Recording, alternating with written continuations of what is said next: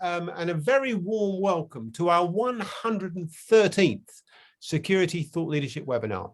For those of you who haven't been here very often, where have you been? It's 113.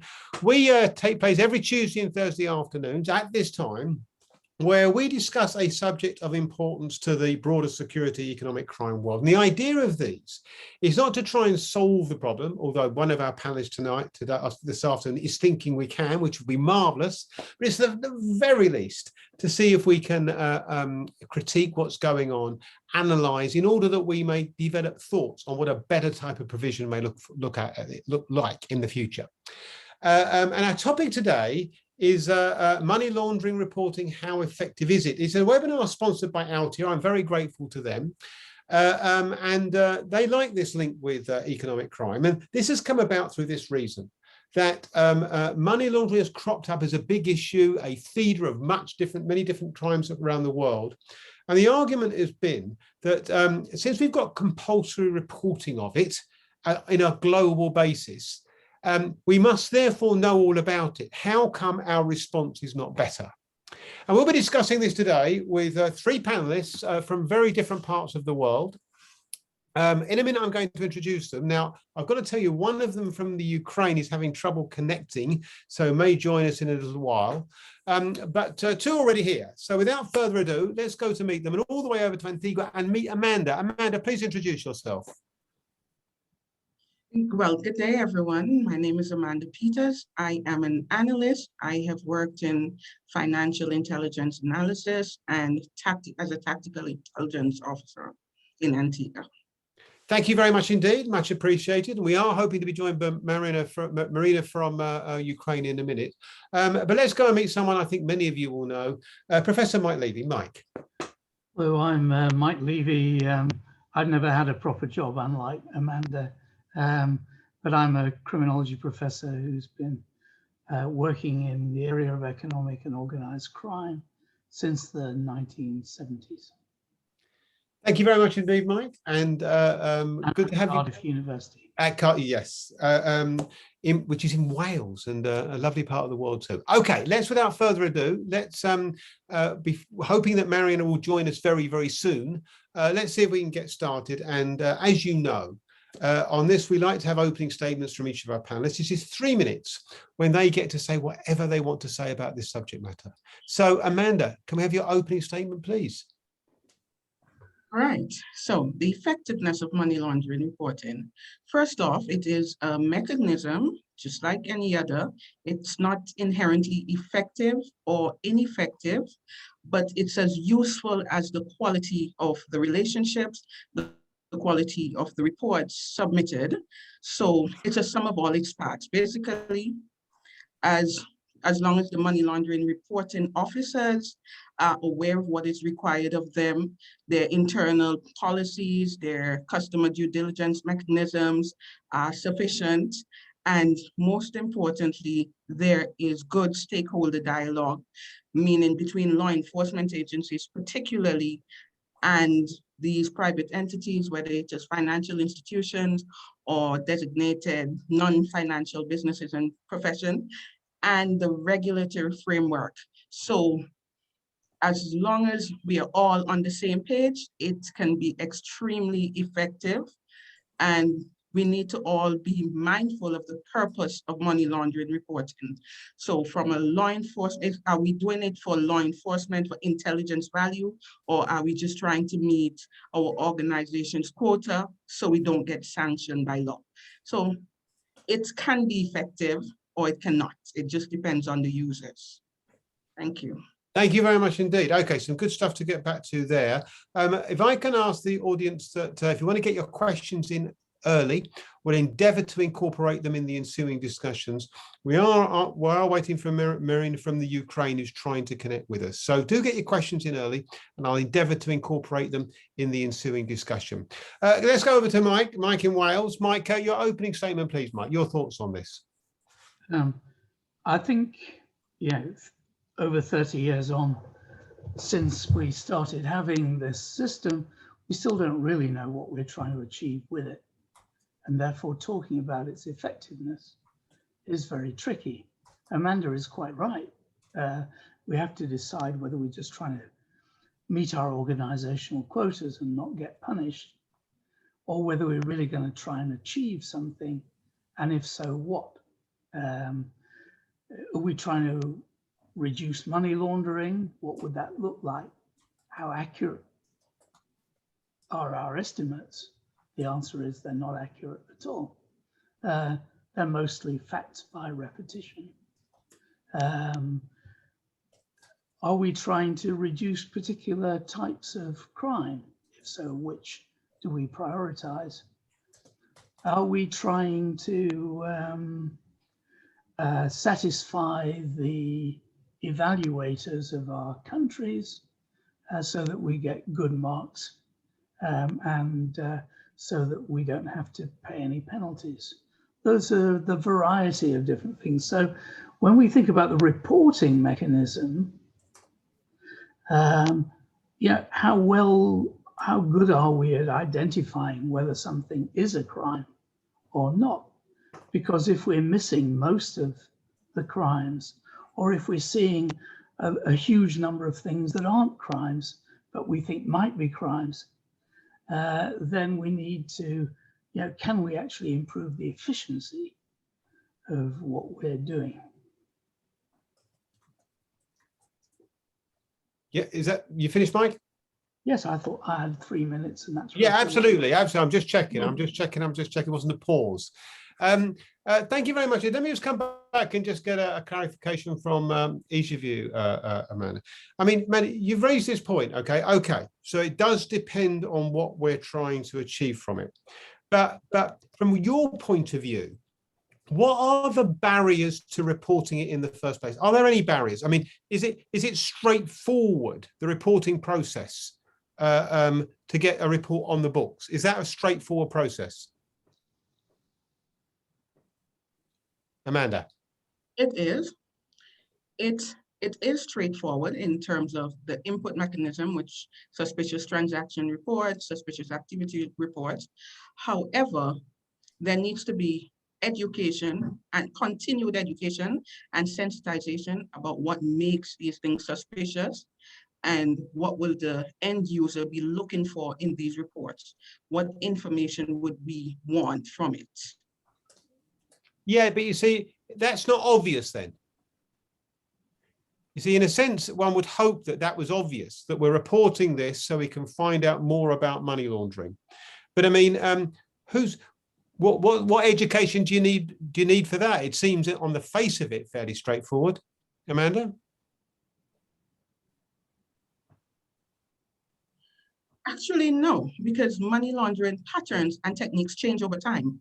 So the education is based on what is law enforcement seeing? What intel do we have that can assist other agencies, that can assist other institutions, or what are you seeing that can assist law enforcement in filling in the gaps? So there must be open dialogue and relationships. Okay, I get that. And Mike, I guess the point is, I mean, your opening point was a good one. It's 30 years now. And I mean, when you do the research for this, ever increasingly, there's a sense in which this has become of let's cover our risk and just get information in. And I wonder, it's slightly inevitable, perhaps slightly inevitable when the financial sector's under the cosh and we're worried about it. I mean, is there really anything that could be done to ameliorate that problem? I mean, if you've got mandatory reporting, you're going to get that, live with it, and at least you got some facts. Well, you've got some mandatory reporting of suspicions of money laundering. You haven't got mandatory reporting of money laundering. That's an entirely different thing. My view is that we've become too obsessed with numbers. Everybody, whether they're lawyers, whether they're car dealers. There's a report in the paper today about Canada. Are car dealers failing to exercise their obligation to report people who come in with largely cash that they might suspect, or just give them a load of cash for a car? Why don't they suspect them? They don't suspect them because they want to sell the car. And there's criticism of lawyers. We're obsessed with, you're not reporting enough, and we don't worry enough about what is being done with the reports that we produce. I mean, if we just want a giant database of information that if we follow up, then we can look at that, that's one thing. But we shouldn't pretend that every report is being intensively looked at, because I mean, in 1994, I wrote a report after looking at what happened to a random sample of 1,000 SARs in the UK, and the answer was not a lot. And I said, you might as well, at one level, have only the number of SARs that you're prepared to process. So there's a tension between that and which I'd call kind of ultra realist, and having a giant database that you can have data fusion inside the banks, between banks and the financial intelligence unit. How far are you going to go with this great database in the sky? And what are you going to do with it? And that's where I think the public sector needs also to get its act together, because there's no point in asking for more and more data unless you're going to do something good with it. Yeah, I mean, I guess the flip side would be that if you've got the data, at least you've got the potential to do it. I mean, draw the parallel with fraud, Mike, where the argument is it's so high non-reporting rate that you haven't got enough data to be able to build up a picture of what's going on. I mean, action fraud is based on the principle, isn't it? We've got to get more information. We've got to understand what's going on, and we can do something about it. I mean, that principle that underpins this system seems a reasonable starting point for a system. Yes, but only if you are actually doing things with it. Otherwise, you're imposing from, if we treated this as a piece of cost-benefit analysis or social cost-benefit analysis more properly, then we have to be saying, well, what are we actually getting out of this? What is the proportionality between the effort that we're putting? I mean, if the taxpayer had to pay the actual costs of all the reporting process, then there'd be an uproar. We wouldn't agree to do it. Now, I think it's fair enough to say the polluter should pay, in this case, a financial polluter. But of course, there may not be polluters. You may, so that's the tricky problem that we've got, that FATF are doing a kind of rethink about what they're doing, and I think that's a good thing. I think they're serious about it, but we need to stop just saying what we need is more information. We need more people to report more things. And we need to re-examine what we're actually achieving with this. How much crime and what kinds of crimes actually being reduced? How less organized is crime than it used to be? If we can't answer those questions, which we can't very easily, then we ought to think harder about what it is we're doing. Yeah, okay. Let me just come back to you, Amanda, and I'll come to the questions. Amanda, just a quickie on from your perspective, from your role. Would you like to see less report? Would it be more helpful to have less reporting as a stepping stone to be able to do more with what's there? Or is it more a case of making sure the reporting is better so we can build up a better picture? Just on that balance Mike's just been discussing. Where do you sit, Amanda? What's your thoughts? I think less reporting will not help. I would prefer to see more quality information in the reports. Okay, so that's going to be more as onerous to opposed do, to though. obligatory type reporting. Okay, but that's going to be more onerous to do, though. Not necessarily. Okay. It is something that you already do, but it's a matter of what you include. Okay, so what? So just headline issues. What are the sorts of things that need to be included in addition? Just headline thoughts on that, Amanda. In addition, maybe history, associates, other assets, patterns that you are noticing, things of that nature. Okay, really, really good. Okay, well, let's come to the questions, and let's go first to Dennis Shep from Canada. Mike, I'll come to you if I might. And Dennis has asked two questions. Well, broadened out the first one. It's talking about the issue of corruption, which you mentioned early on, and the sense in which in some countries the system is undermined by concerns either about those who are managing the reports or government themselves about organized crime, about the sense in which that you haven't got a good system because it's corrupt and because organized crime are controlling it. To what extent do you think that is a concern?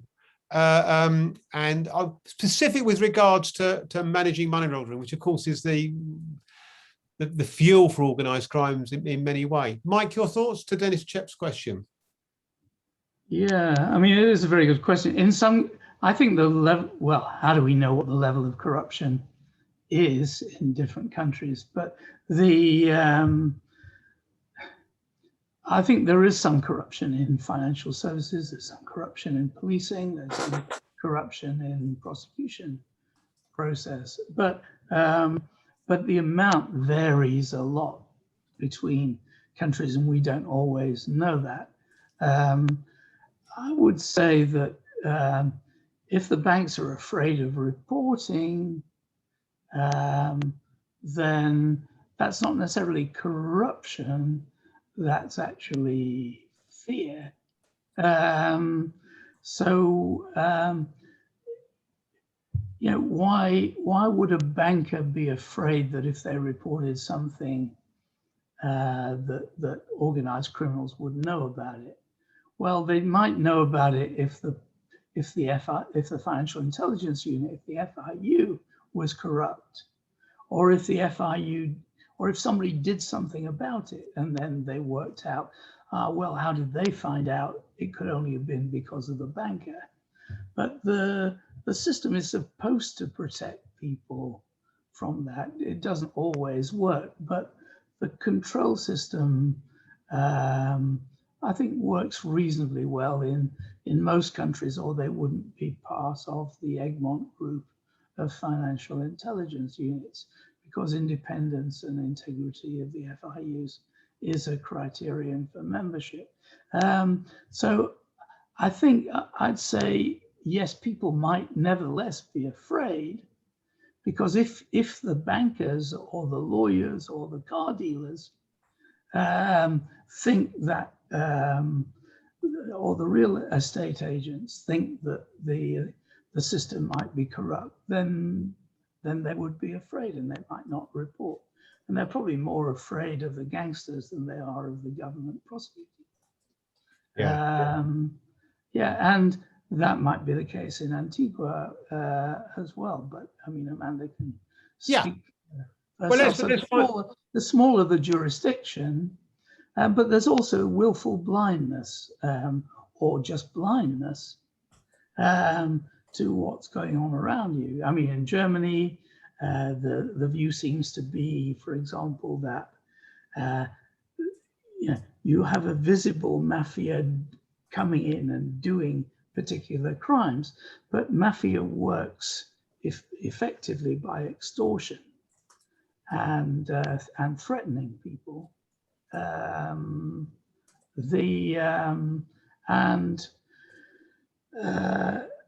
So you might not spot Italians doing crimes in your country. It might be more creating a web of fear of extortion, or having lots and lots of restaurants or nail bars or massage parlors that don't actually have any customers, that are there just processing lots of imaginary sales to launder the money. Yeah. Yeah, interesting. Let me come to you. I mean, Amanda, about this issue about, do you sense there is a legitimate concern about people's fear of reporting money laundering in the first place? There is always going to be reluctance, especially when you think of the potential implications. But I think that is where reassurance comes in. That open dialogue, so you let them know we are, you are bound to be protected by law. This information cannot be divulged outside of, the necessary authorities, etc. So yes, there is a fear. There will always be a fear when ordinary citizens come up against criminals in any way, but then it is up to the system and the key players within the system to provide that reassurance. And do you think, from your point of view, they are good at that? Yes, I do. Oh, okay. That's slightly positive. Well, let's come to the next question. It's from Sorry, Matt. could I just add? Yes, please, Mike, carry on. In some countries, for example, one of the arguments about state capture in South Africa, they may not be so assured, or if you made a report in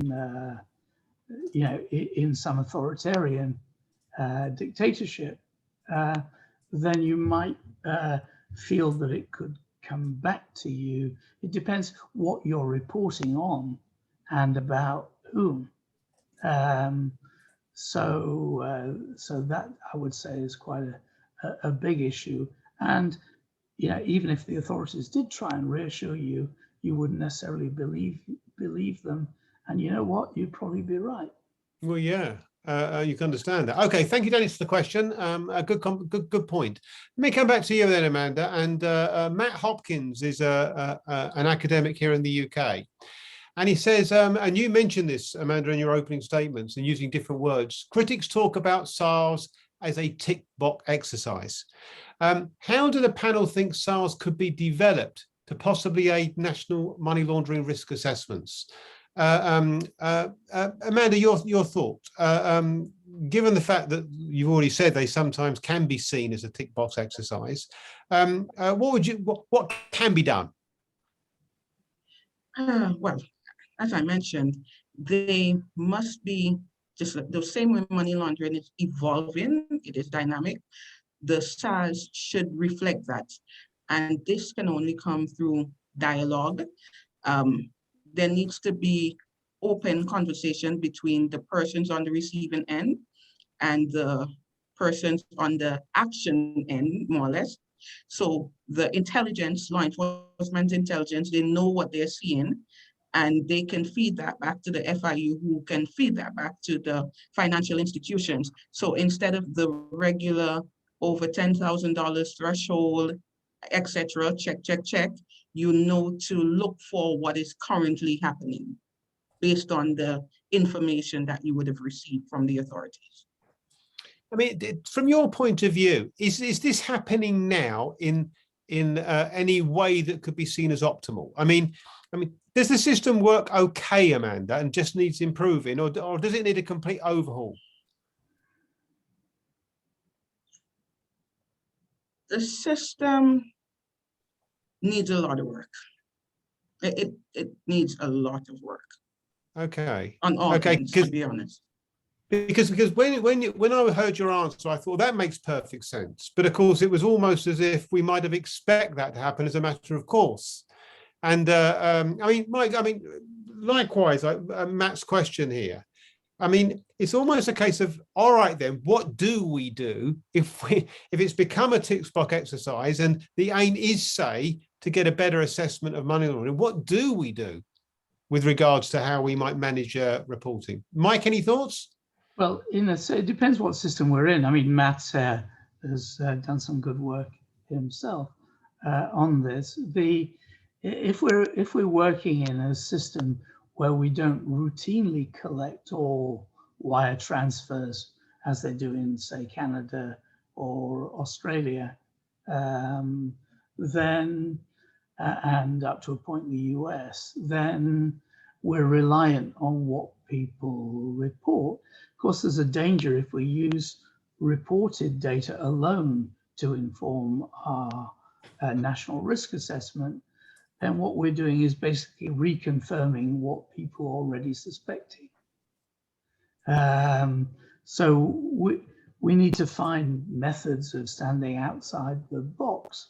We could do that by, for example, experimental methods. We could pretend we are corrupt third world politicians and make offers to lots of trust and company service providers, lawyers, bankers, etc., car dealers, and see who will take our money.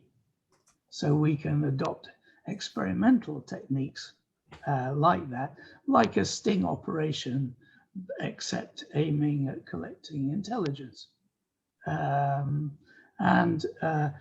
You know, that's a risky tactic. But how can we improve SARs to get a better outcome? Well,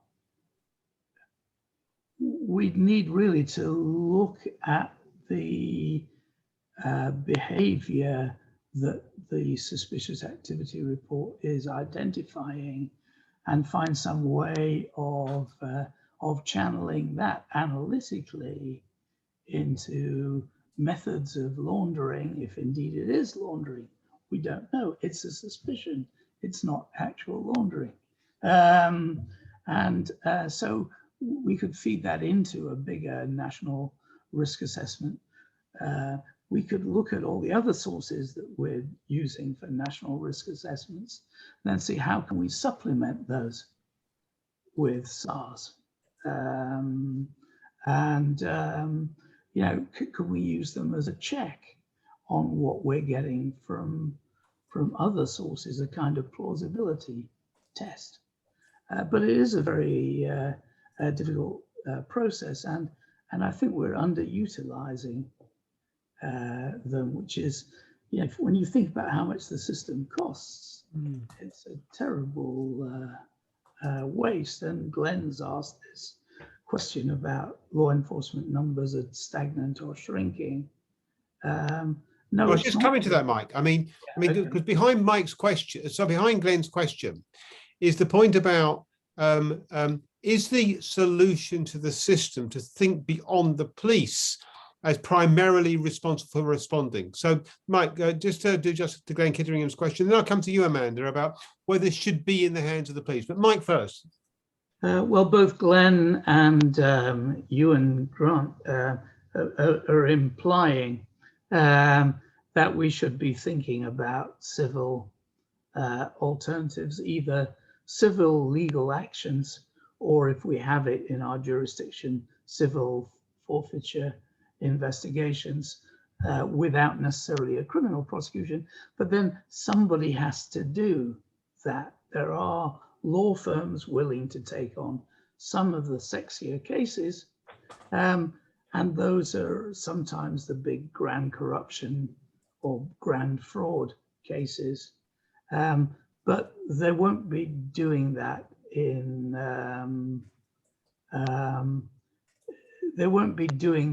many, if you like, ordinary crime cases, because there isn't enough profit in it.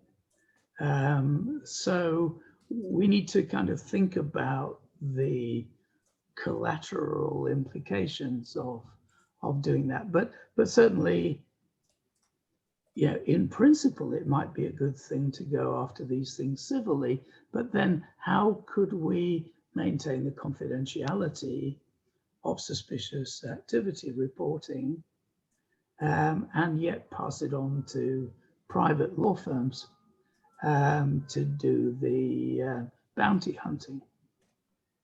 Yeah, okay, Mike, let me come to Amanda on that. It's an interesting point here, Amanda, about first and foremost, whether this is just too important or perhaps is too onerous for the police, and we need to look beyond the police to manage it. So the first point is, do you think the police are the right place to which to look to lead on the prosecutions, or lead on the investigation of prosecutions? Your thought, Amanda? I do think so. There's no way around it, in my opinion. Just the very nature of money laundering, it is linked to criminal activity. And then as such, it's already in the hands of the police. So by that thought process, then you need these, law enforcement officers to do the asset tracing, to do the forfeiture, to, confiscate assets. So there's really no way around them while maintaining that confidentiality and reassurance.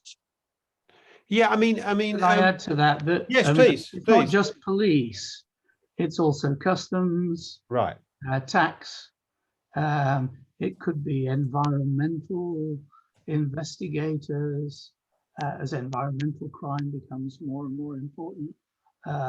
It could be trading standards. It can be all kinds. It depends who the system allows to have access to the data.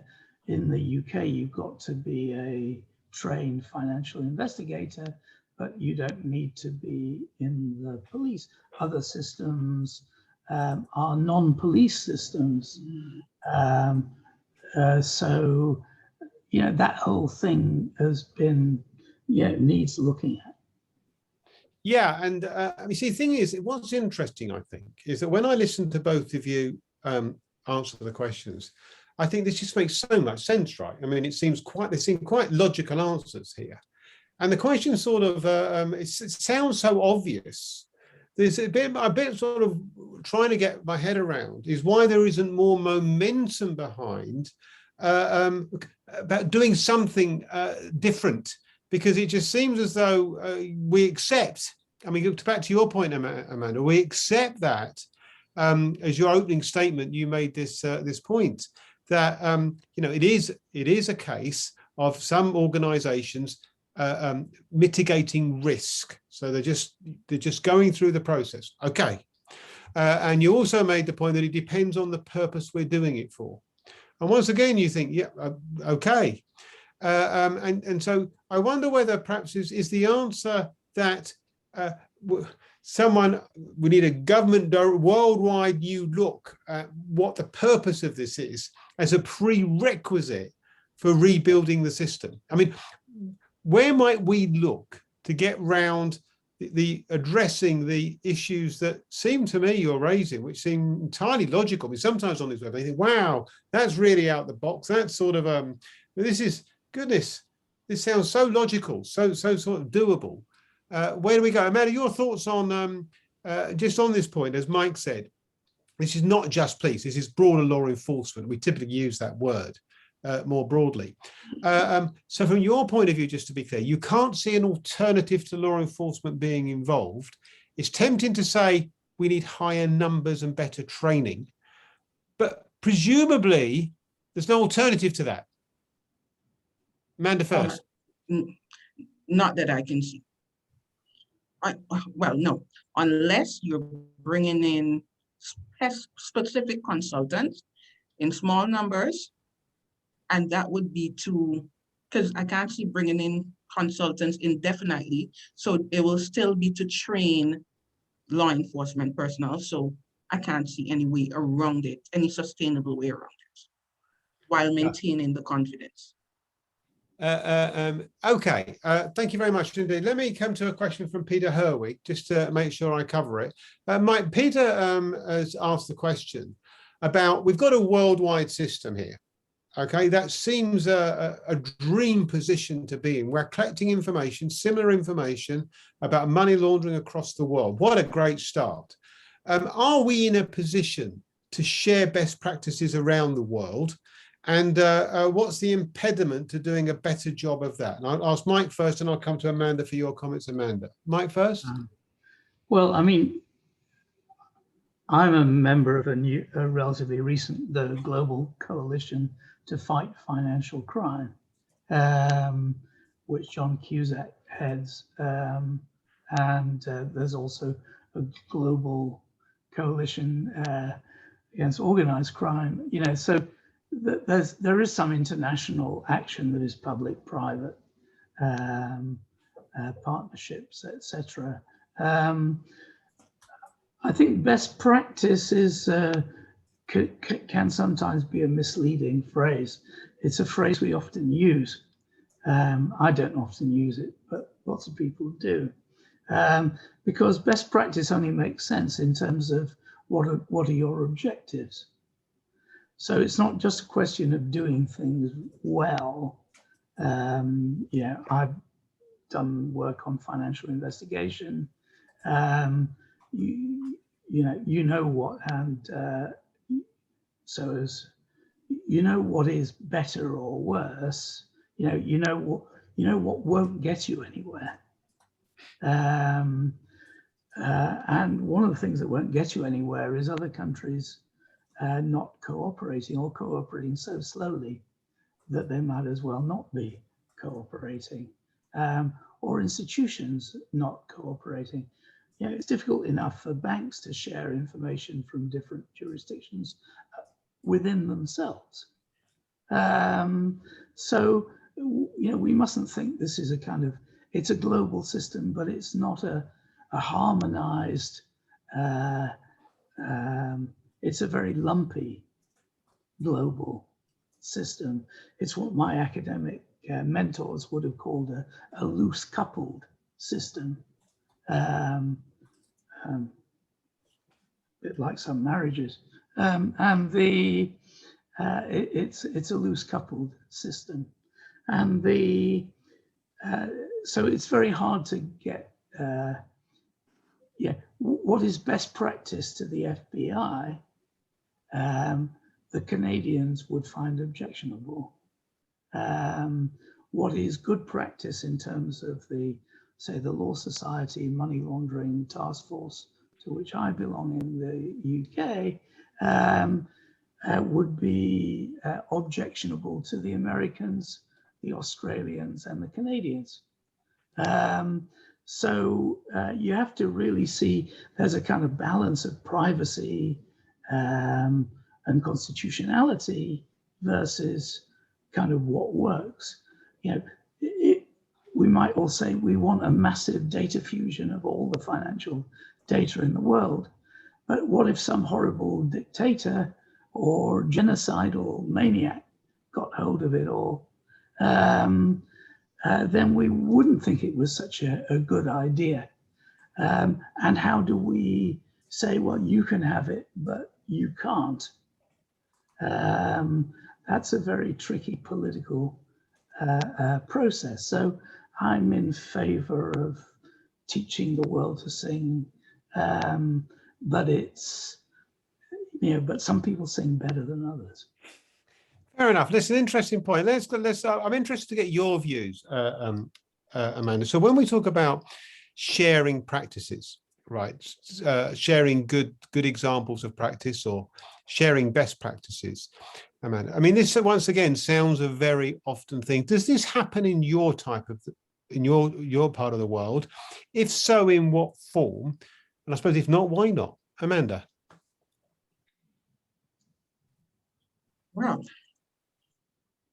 sharing can be tricky in the sense that it all depends on what is happening in internal politics, to be honest. So while we can all agree, if all persons are on the same level, we will have a more effective system. Sometimes there is no way to override what is happening beyond you or what is happening at a bigger scale. For example, what do you mean by? Especially within law enforcement.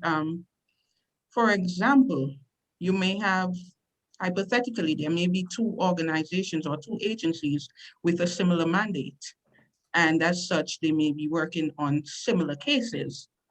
So while it will be ideal to share this, you may be stopped from the top. You would probably be blocked from above you because the information or you know, the way we function is mine, and you are not authorized to disseminate or to share.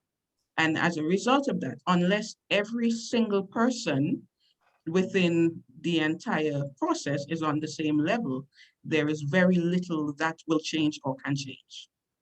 But what would be a reason that could be given from on top not to share? Example. For example, it could be lack of trust. Okay.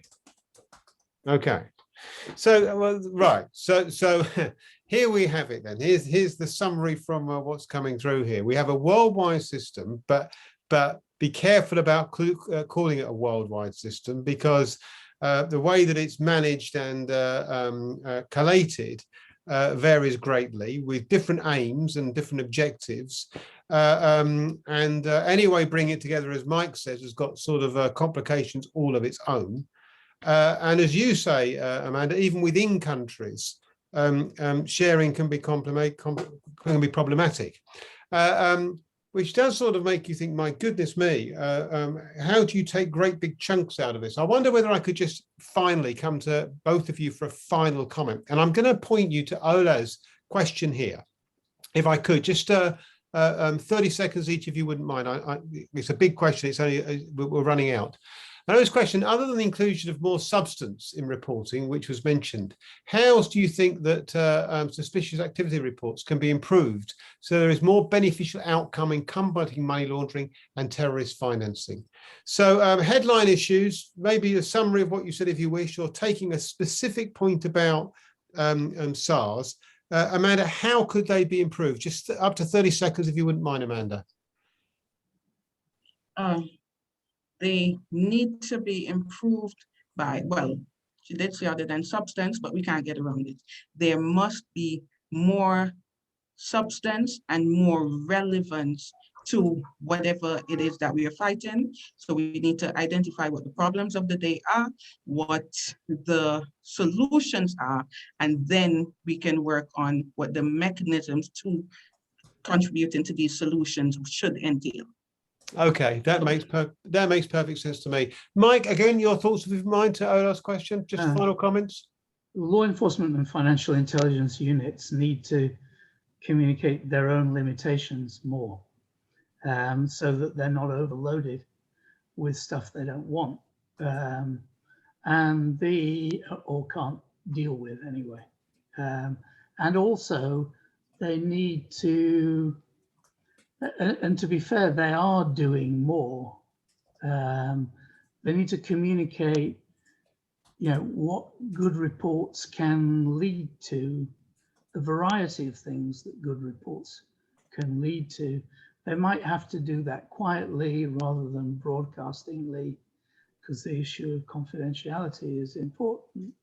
But that's a very difficult thing to manage.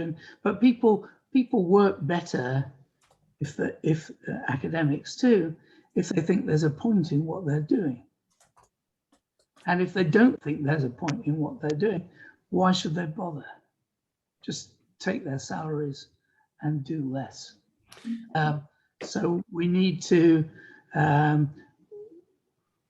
communicate more clearly about what sorts of things. And if that's not the whole picture, then at least it's something. Yeah, absolutely. I totally get that. Mike, Amanda, thank you so much indeed. We could have got on a nice balance between the way you came at this from different angles, actually. Thank you very much indeed. And just to let the audience know, Marina from the Ukraine was trying to get hold of us. She did join us beforehand, but has connection problems. So I will try and get Marina back on a different question another day. So thanks very much indeed to Altia. Once again, has sponsored an economic crime webinar. They're showing their real links with the topic, and we appreciate it a lot. Thank you very much indeed to Altia for that. A few final comments, if I might, just to say that we have a major research study going on, or important research study, I should say, looking at the barriers to the mandatory reporting of fraud, finding solutions and sharing best practice from ACFE UK chapter and the Fraud Advisory Panel in the UK. And so we'll be sending out a little survey soon, and we'll be approaching you for your thoughts on these issues. So please look out for that. More details on the Perpetuity Research website. Also to let you know that OSPA's entries are open in Kenya, Romania, Benelux and the United States. And the Tech and Economic Crime Awards. Nominations are open in the UK, so do get your entries in earlier. And Mike Levy was a former winner of the Lifetime Achievement Award, let me tell you that. Okay. And I'm still alive. Indeed, indeed. And the Cyber OSPA entries are open.